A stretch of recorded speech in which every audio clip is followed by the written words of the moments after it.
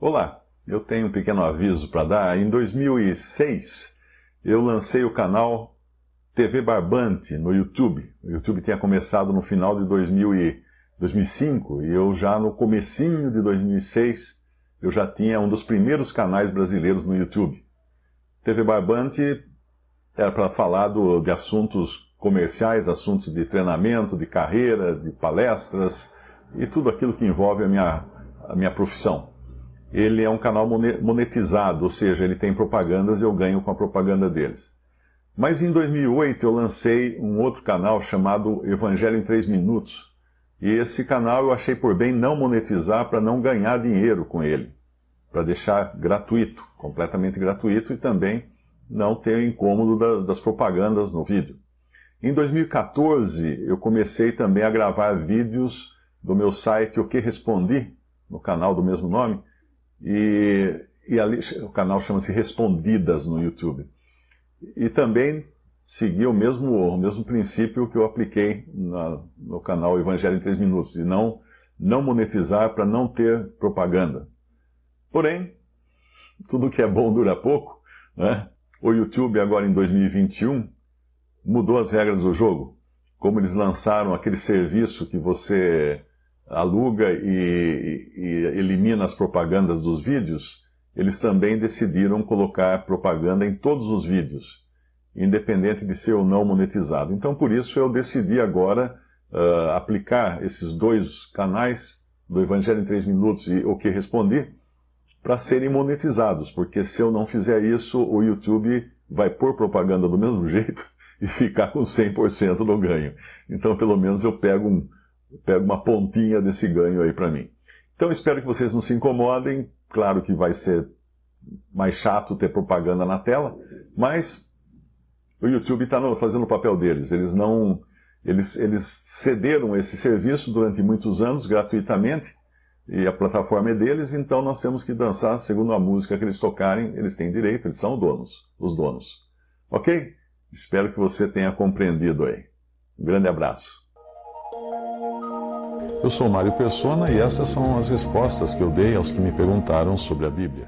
Essa Ana no templo é um caso interessante, né? Nós podemos pensar, o que ela estava fazendo no templo? Vamos perguntar, Ana, você está fora da sua terra, menina. Menina não, porque ela era bem idosa, né? Você está fora da sua terra, senhora.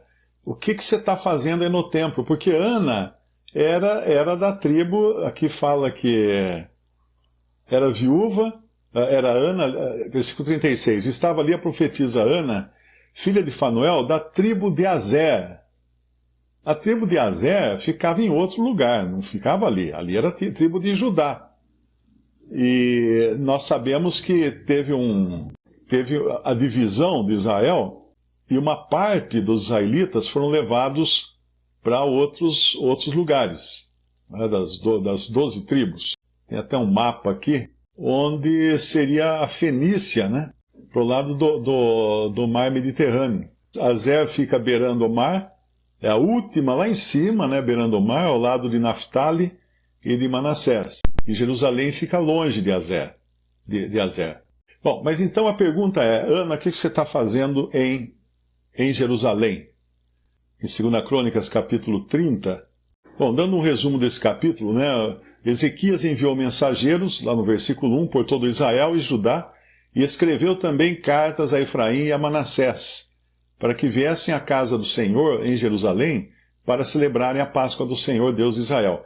Dando uma retrospectiva do que é isso que estava acontecendo, quando houve a divisão das tribos de Israel, Jeroboão foi para o norte e levou consigo 10 tribos, que passou a ser chamada nas escrituras de Israel. Israel era tudo, né? Judá era uma das tribos de Israel. E então Jeroboão atrai e leva para idolatria 10 tribos. Depois essas 10 tribos seriam levadas pelo invasor, que tomaria a terra e se dispersariam. Hoje nós não temos indícios, alguns fazem ideia de quais são, onde estão, mas ninguém sabe com exatidão quais seriam essas 10 tribos. Elas se misturaram com as nações. ficaram lá na terra apenas Judá e Benjamim, as duas tribos que permaneceram, porque eram as tribos que estavam em Jerusalém, o lugar que Deus tinha dado para eles adorarem e sacrificarem. Então, quando nós chegamos nos tempos de Jesus, nos tempos dos evangelhos, o que a gente sabe é que Judá e Benjamim são os únicos judeus, chamados de judeus. Não existe mais. Os outros sumiram da tela, não é? Da tela do radar. Mas, lá quando a gente volta lá para 2 Crônicas, nessa nação dividida, em que estavam os de Israel, chamado Reino do Norte, e os de Judá e Benjamim, ali em Jerusalém, em torno de Jerusalém, nós vamos encontrar que eles ainda estavam todos na terra, embora divididos. Tanto é que nós temos dois profetas muito conhecidos, que são Elias e Eliseu, que Deus colocou para profetizarem, para fazer o seu trabalho, entre as tribos que estavam apartadas de Jerusalém, que estavam, vamos dizer assim, no lugar errado. Mas ainda era povo de Deus. Então, o Senhor não deixou de dar assistência, dando a eles dois dos grandes profetas da Bíblia, que são Elias e Eliseu, para profetizarem lá. E em Judá também Deus cuidou, né? Porque aqui nós vemos Ezequias, agora um rei justo. Ezequias vai restaurar a Páscoa. Em 2 Crônicas 30, o que nós vemos ali é que quando eles estavam vendo a situação de Israel, eles viram que não tinham celebrado, há muito tempo não tinham celebrado a Páscoa. Então Ezequias restaura essa celebração. Versículo 2, porque o rei tivera conselho com seus príncipes e com toda a congregação de Jerusalém, para celebrarem a Páscoa no 2º mês, porquanto não a puderam celebrar no templo próprio, porque não se tinham santificado sacerdotes em número suficiente, e o povo não se tinha juntado em Jerusalém. Isto pareceu bem aos olhos do rei e de toda a congregação. Então o que ele faz é avisar toda a terra de Israel, de Berseba até Dan, no versículo 5, para que viessem celebrar a Páscoa do Senhor Deus de Israel em Jerusalém, porque muitos não a tinham celebrado como estava escrito. E foram, pois, os correios, no versículo 6 de 2 Crônicas 30, os correios com as cartas do rei e dos seus príncipes por todo Israel e Judá, segundo o mandado do rei, dizendo: filhos de Israel, convertei-vos ao Senhor Deus de Abraão e de Isaque e de Israel, que é Jacó, não é? Para que ele se volte para o restante de vós que escapou da mão dos reis da Assíria. E não sejais como vossos pais e como vossos irmãos que transgrediram contra o Senhor Deus de seus pais, pelo que os entregou à desolação, como vedes. Não endureçais agora a vossa cerviz, como vossos pais. Dai a mão ao Senhor e vinde ao seu santuário, que ele santificou para sempre, e servi ao Senhor vosso Deus, para que o ardor da sua ira se desvie de vós. Porque em vos convertendo ao Senhor, vossos irmãos e vossos filhos acharão misericórdia perante os que o levaram cativos, e tornarão a esta terra, porque o Senhor vosso Deus é misericordioso e compassivo, e não desviará de vós o seu rosto, se vos converterdes a eles. E os correios foram passando de cidade em cidade, pela terra de Efraim, Manassés, até Zebulon, porém riram-se e zombaram deles. Todavia alguns de Azer e de Manassés e de Zebulon se humilharam e vieram a Jerusalém. E a mão de Deus esteve com Judá, dando-lhes um só coração, para fazerem o mandado do rei e dos príncipes conforme a palavra do Senhor. E ajuntou-se em Jerusalém muito povo, para celebrar a festa dos pães ázimos no 2º mês, uma congregação muito grande. Agora, a situação, como a gente estava vendo, era essa. Israel dividido, mas mesmo Israel dividido, Ezequias não considera que havia dois povos distintos. Ele enxerga Israel como um só. Por isso que ele manda os cavaleiros, os correios, com cartas, para todas as tribos de Israel, para convidarem para a Páscoa. A Páscoa do Senhor, que ia ser celebrada em Jerusalém, o lugar que o Senhor colocou seu nome. Agora, enquanto Deus cuidava do coração de alguns homens ali em Jerusalém, ali em Judá, entre os judeus, para que se voltasse ao Senhor, nós encontramos também que havia corações lá em Israel, nas outras 10 tribos, que também estavam voltados ao Senhor e também reconheciam Israel, o Israel de Deus, como um só povo. Um deles foi Elias, por exemplo, que no monte, no sacrifício que foi feito lá, o desafio feito com os profetas de Baal, né, de fazer um sacrifício e descer fogo do céu para queimar a vítima, Elias constrói um altar. E o altar que ele constrói, isso lá em Samaria, não é em Jerusalém, em Samaria, mas o altar que ele constrói tem 12 pedras. Por que ele não pôs só 10 pedras? Porque ainda que ele estivesse numa divisão do povo de Israel, ele enxergava da maneira como Deus enxerga Israel completo, com 12 tribos. Hoje nós encontramos uma cristandade dividida no seu testemunho. O corpo de Cristo nunca foi dividido. O que está dividido é o testemunho desse corpo que foi deixado nas mãos dos homens. Mas aqueles que reconhecem que há um só corpo, um só povo de Deus, eles não se furtam de buscar o lugar onde o Senhor colocou o seu nome para ali adorar, para ali celebrar a ceia agora, né? Em 1 Coríntios 5. Então havia, naquela divisão toda, naquela colcha de retalho que era Israel, havia a percepção de unidade, tanto por alguns que estavam nas tribos divididas, lá do norte, que era Samaria e outras áreas, como os que estavam em Judá, em Jerusalém. Ezequias era um que enxergava como Deus enxerga. Isso é a visão do alto. Um cristão hoje, ele também tem que ter a visão do alto, senão ele é herético.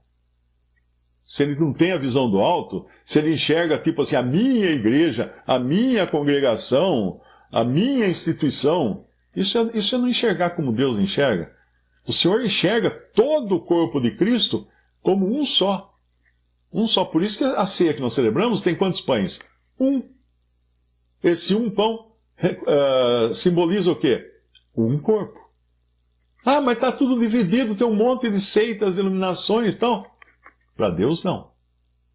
Aos olhos de Deus continua havendo um corpo. Por isso que quando alguém chega a mim e fala assim, eu sou presbiteriano. Eu falo, e Deus sabe disso? Você combinou com os russos? Não. Como aquela história do aquele jogador de futebol, que tinha as pernas tortas do mesmo lado. Garrincha, né? Quando foram fazer um jogo lá, não sei que Copa que foi, contra a Rússia, e o técnico veio, juntou a seleção brasileira, não sei se era na Suécia, onde era isso, juntou a seleção brasileira, e aí falou assim, nós vamos fazer assim, nós vamos entrar por aqui, os russos vão tentar fechar por aqui, daí a gente vai por aqui, os russos vão por lá, depois os russos vão fazer isso, nós vamos fazer isso, e depois, mostrando o mapa do campo, né? Aí o Garrincha falou assim pro técnico, não lembro o nome do técnico, falou assim, mas chefe, nós já combinamos isso com os russos, né? Eles estão sabendo que é para fazer, que eles têm que fazer isso daí, que eles estão falando que eles vão fazer. Então, na realidade, quem se diz presbiteriano, batista, assembleiano e congregacionalista, não sei o quê, esqueceu de combinar com Deus. Esqueceu de combinar. Deus não sabe disso. Em termos, porque ele não reconhece nada disso. Ele vê um povo, que é o povo que ele comprou com o sangue de Cristo. Só um povo ele enxerga. E esses povos, ele vai falar assim, estou nem sabendo dessas coisas. Vocês fizeram isso aí, agora vocês se virem com isso aí. Mas o povo de Deus é um só. É o corpo de Cristo, é a igreja, que é manifestada localmente, onde estiverem 2 ou 3 reunidos pelo Espírito, ao nome de Cristo. Simples assim. Então Deus naquela época enxergava também, o Senhor enxergava também, um povo só. Assim como Elias enxergou um povo só, as 12 tribos representadas nas 12 pedras do altar que ele construiu ali diante dos sacerdotes de Baal. E Ezequias, um rei que tinha a mente de Deus, enxergou um povo. Não enxergou mais que um povo. Por isso que ele se presta a mandar os seus cavaleiros convidar todo mundo para a Páscoa. Ele não pensou assim, não vou convidar esses caras não, porque esses caras aí fizeram uma divisão, esses caras aí estão lá longe, estão lá na terra de Samaria, não sei mais de onde. Convida todo mundo para vir no lugar que o Senhor colocou o seu nome. Ele não mandou carrocinhas com cordeiros.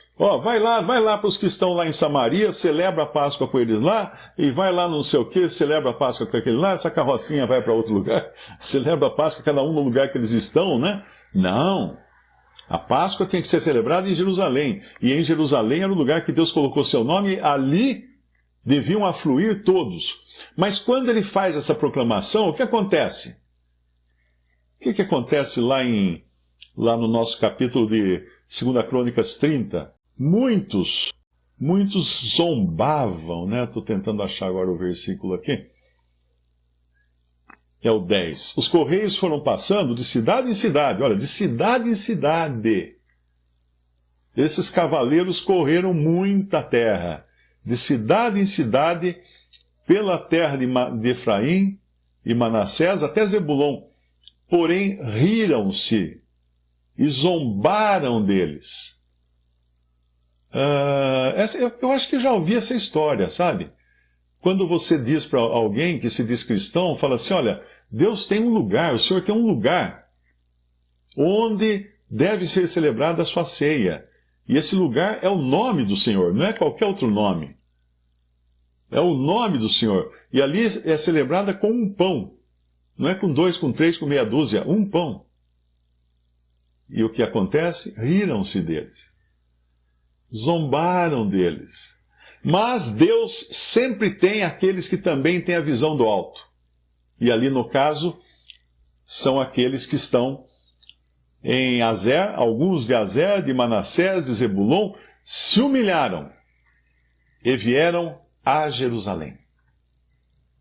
A Jerusalém. Para fazer isso, eles tiveram que engolir muita coisa. Eles tiveram que engolir a zombaria dos seus conterrâneos. Eles tiveram que engolir talvez o seu próprio orgulho. Porque tempos antes, eles tinham ido atrás dessa divisão. Eles tinham seguido com os dissidentes, né? Atrás de Jeroboão para sacrificar a bezerros e coisa mais. Mas agora eles voltam a Jerusalém. Então, quando a gente pergunta o que essa Ana, que não era da tribo de Judá, e nem de Benjamim, que eram as duas tribos que tinham ficado em Jerusalém depois da divisão, o que essa Ana estava fazendo em Jerusalém? Essa Ana, muito provavelmente, era descendente desses que obedeceram o comando de Ezequias e foram a Jerusalém celebrar a Páscoa. E certamente muitos ficaram por lá. Muitos acabaram se fixando lá naquela região. Por isso que existiam, quando a Bíblia fala que os judeus eram apenas Judá e Benjamim, é uma maneira de dizer isso, porque é a maneira de identificar o povo, não é? Mas a variedade que havia entre esse povo era grande, de pessoas de outras tribos, que tinham obedecido ao chamado do Senhor. Então, voltando lá em Lucas capítulo 2, nós encontramos que havia essa viúva, profetisa Ana, estava ali a profetisa Ana, filha de Fanuel, da tribo de Azer, já avançada em idade, ela tinha mais de 100 anos. A Ana tinha mais de 100 anos, porque uma menina se casava com volta de 13 anos naquela época, não é? E ela 84 anos, ela estava, ela era viúva Na realidade, eu não sei, alguns entendem aqui que ela estava viúva há 84 anos. Ela estaria viúva há 84 anos.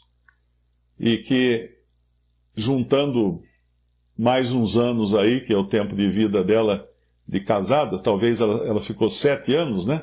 7 anos, 84 mais 7, quem é bom de geografia vai saber a resposta. Eu não. Então ela tinha já, estava na sua faixa, era uma viúva centenária, né? E essa mulher estava, à semelhança de Simeão, ela estava em Jerusalém aguardando o Messias. Simeão foi avisado pelo Senhor e foi ao templo. Nós vemos que Simeão, um pouco antes, diz que, no versículo 27, e pelo Espírito foi ao templo. Pelo Espírito foi ao templo. Então, era tipo assim, não foi coincidência Simeão estar no templo, porque ele foi avisado pelo Espírito Santo a ir ao templo naquele dia, naquela hora. Quem já viu uma maquete do templo, é como um parque de exposições, né? Tamanho assim de um parque de exposições desses grandes, que você tem todas aquelas barracas, gente circulando para todo lado. Assim era o templo de Jerusalém. Vinha gente de todo canto para trazer suas ofertas, seus sacrifícios, participar das cerimônias ali. Então era um lugar com muita gente. Então não é coincidência chegar Simeão lá, e ele não ia chegar e falar assim, puxa, agora eu preciso encontrar um casal levando um bebê. Não. O Espírito fez isso.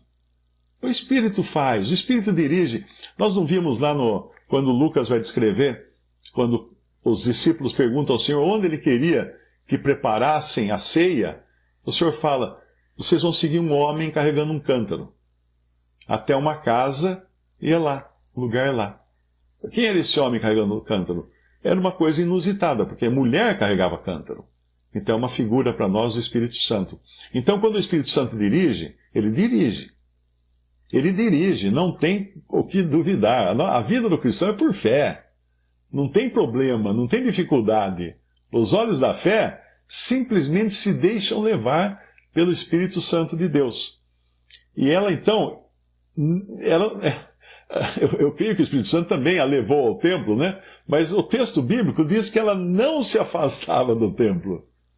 Eu não sei se ela dormia no templo, o que ela fazia, porque ela não se afastava do templo. Então, eu acredito que ela ia de manhã e voltava para casa à noite, talvez fosse isso, porque ficava ali em jejuns e orações, de noite, olha aqui, de noite e de dia, agora está aqui a resposta, de noite e de dia. E como é bonito quando nós encontramos irmãs que têm essa mesma índole, esse mesmo coração, que já formaram suas famílias, já estão numa idade avançada, e ao invés de ficar por aí batendo perna, indo fofocar na casa da vizinha, né, como fala daquelas viúvas fofoqueiras lá, nas cartas a Timóteo, não, elas ficam servindo o Senhor. Elas ficam buscando o Senhor e servindo o Senhor em oração, em jejuns. E essa mulher estava fazendo isso e ela teve uma resposta. Ela teve uma resposta. Eu nunca esqueço um jovem que trabalhou para mim, muitos anos atrás. Ele chegou um dia para mim, isso lá em Goiás.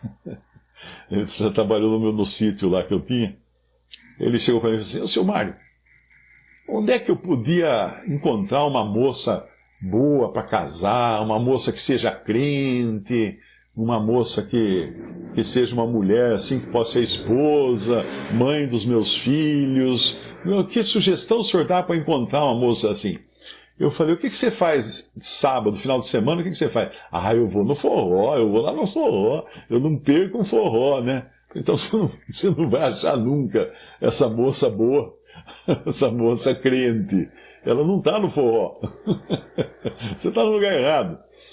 Então essa mulher aqui, ela estava no lugar certo, ela estava esperando em jejuns e orações, de noite e de dia, e sobrevindo na mesma hora, versículo 38 de Lucas 2, ela dava graças a Deus e falava dele a todos os que esperavam a redenção em Jerusalém. Imagina quantos zombaram dessa velhinha, né? Falando que o Messias tinha chegado, que o Messias era um bebê que estava no colo de um casal. Quantos devem ter zombado dela? Você está louca, mulher, você está senil, já ficou biruta aí. Mas não.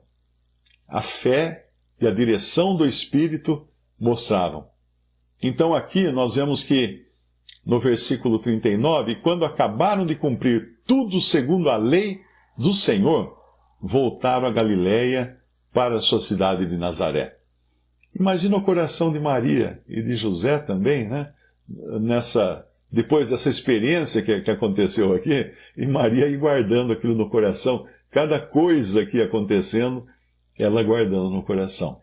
Que privilégio essa mulher teve de carregar no seu ventre o Filho de Deus. Que privilégio altíssimo.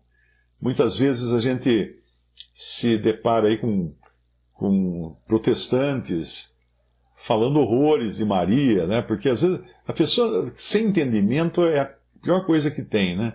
E do outro lado, encontramos católicos achando que todos são assim, né? Todos desrespeitam, não é que desrespeitam Maria, desrespeitam a redução daquilo que é importante aos olhos de Deus, que é o Filho de Maria, Jesus. Ele é o Filho de Deus. O Filho de Deus. E lá em Apocalipse, tem uma frase muito importante, quando no capítulo 2 de Apocalipse, o anjo, ele se dirige a cada uma das 7 cartas, o anjo se dirige a cada uma delas, começando por um fator que é determinante naquele lugar onde está, para onde vai aquela carta. E nós sabemos que Tiatira, historicamente e profeticamente, representa o catolicismo romano, assim como Sardes, que vem depois, representa o protestantismo. Então, cada carta ali representa um estágio do testemunho cristão na terra. Não exatamente da igreja dos salvos, mas do testemunho cristão, que é levado por todos os que levam o nome de Cristo. E no meio desses tem também joio. O Senhor diz ao anjo da igreja de Tiatira: escreve, isto diz o Filho de Deus. Ele começa dizendo o Filho de Deus. Por quê? Porque ele é o Filho de Deus. Ah, mas ele não é o Filho de Maria? Sim. Até um certo ponto. Porque ele entrega a João na cruz: eis aí tua mãe. Mulher, eis aí teu filho. E um pouco antes, antes até, ele fala, os seus discípulos, os seus irmãos, vêm até ele, né? E os seus discípulos vêm até ele e falam assim: ó, a tua mãe e os teus irmãos estão aí fora, querem ver-te. Ele fala: quem é minha mãe? Quem são meus irmãos? Minha mãe e meus irmãos são todos aqueles que obedecem à palavra de Deus. Então houve um momento de ruptura, em que o Senhor Jesus deixava claro que a missão dele não tinha mais nada a ver com os seus laços naturais. Mas ainda assim, é evidente que Maria era a bem-aventurada que Deus escolheu para trazer o Messias, o Filho de Deus ao mundo. Mas quando o Senhor se dirige ao anjo da igreja de Tiatira, é como se ele desse um lembrete, fala assim: ó, escuta bem, isso aqui diz o Filho de Deus, não é o Filho de Maria, é o Filho de Deus. Então, quando há essas disputas, né, porque as pessoas não sabem onde colocar cada coisa, e não sabem que a função da palavra de Deus e o objetivo de Deus é exaltar Cristo acima de todas as coisas.